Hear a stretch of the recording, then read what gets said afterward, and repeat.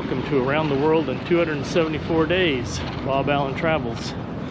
And today we are in the city of Nagasaki, Japan. And we're doing Nagasaki on our own. We've not hired a guide. We are just walking down the street. We're going to get on the tram, and we're heading to the Peace Gardens, where it's kind of a memorial for where they dropped the atomic bomb during World War II. So it should be very interesting. The tram system in Nagasaki is very effective, and once we kind of learned how it all worked, we were able to get around the city very easily, and we bought a one-day pass for each of us, so it's very convenient.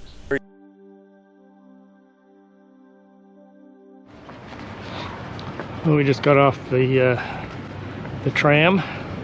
Is that what they call it? Tram. And we are hiking up the hill to the Peace Garden. Laura did a great job of negotiating and navigating us here. And then after that, I think we're going to the site where the bomb detonated above it. So they're two separate sites right close together. A bit of warning here. Some of the videos and photos you're going to see could be very disturbing. So just a warning, if you don't like to see dead bodies, don't watch. This series of photos is Nagasaki shortly before the bomb was dropped on it. And other than a nation being at war, it just looks like a fairly peaceful place.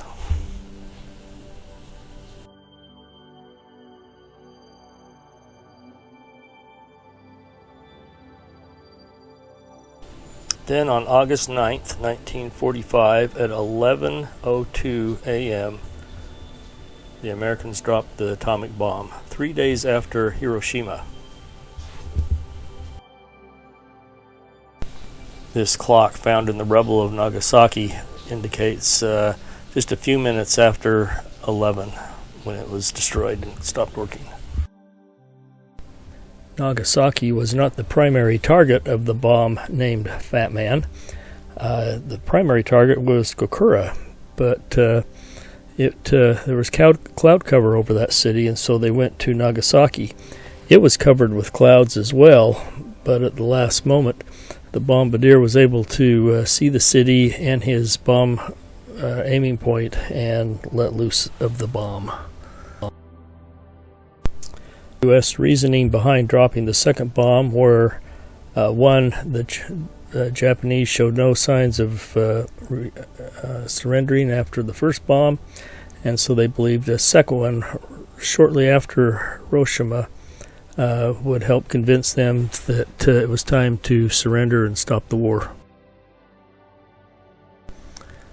This photo shows the image of someone that was vaporized standing in front of that wall, as well as some melted glass bottles and melted rosary beads.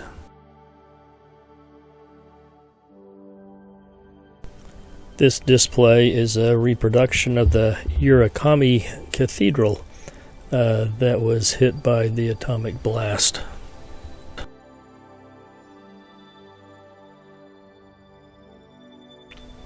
After visiting the museum, we headed to basically ground zero.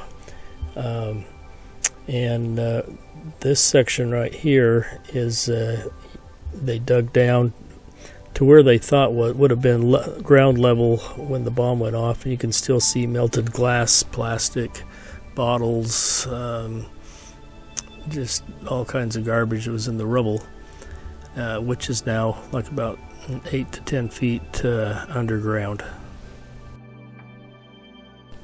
The monument directly ahead of us is the hypocenter, or the area where the bomb was directly above.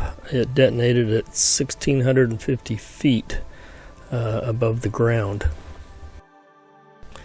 Everything within 1 mile was annihilated. People were vaporized. They estimate 40,000 people were killed instantly. At the end of, or the beginning of 1946, another 30,000 had died from some type of radiation poisoning. And over a 5-year period, well over 100,000 deaths were attributed to the bomb. This is the remnant of the Urakami Cathedral, where it stood not too far from the blast zone, the center of it.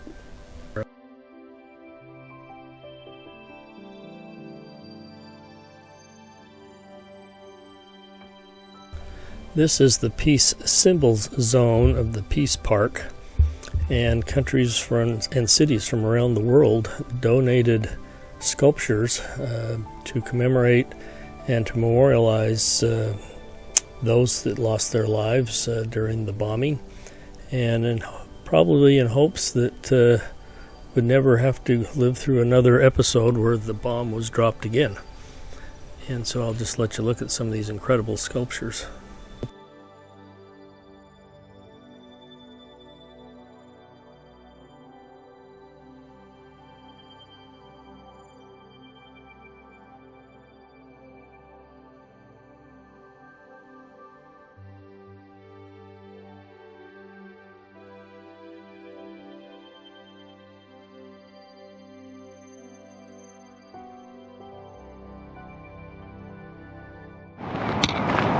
Well, we're slowly negotiating our way around the streets of Nagasaki, and we're going to go to a top of that mountain over there, or hill. There's a cable car that goes all the way up, or a tram, and we're going to take that. We can find the right road to get across the river. This is called the Nagasaki Ropeway, and it ascends up to the top of Mount Inasa, where you get an absolutely stunning view of the city of Nagasaki.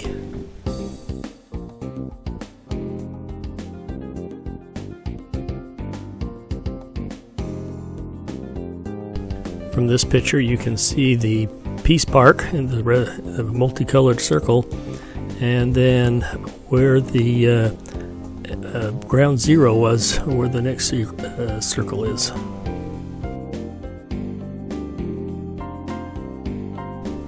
It was soon time to end our little visit up on the mountain, but there was still one more place we wanted to go before we had to head back to the city, and it was to see some ancient bridges.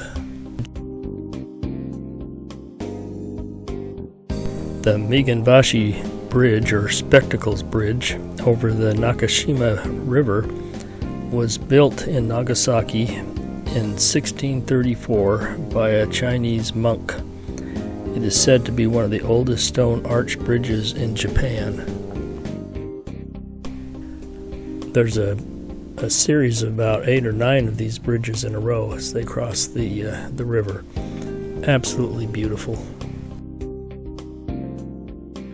And this brings our visit to Nagasaki to a close. I hope you enjoyed our video. The dropping of the atomic bomb was very controversial. If you have some strong views one way or another, please leave me a comment about them. I'd like to hear. I have my own views, and I'll maybe express those in a little bit. Anyway, if you liked our videos, hit the like button and subscribe to Around the World in 274 days. And be sure to hit the notification bell so that you can be notified when we post our next video. Thanks for watching.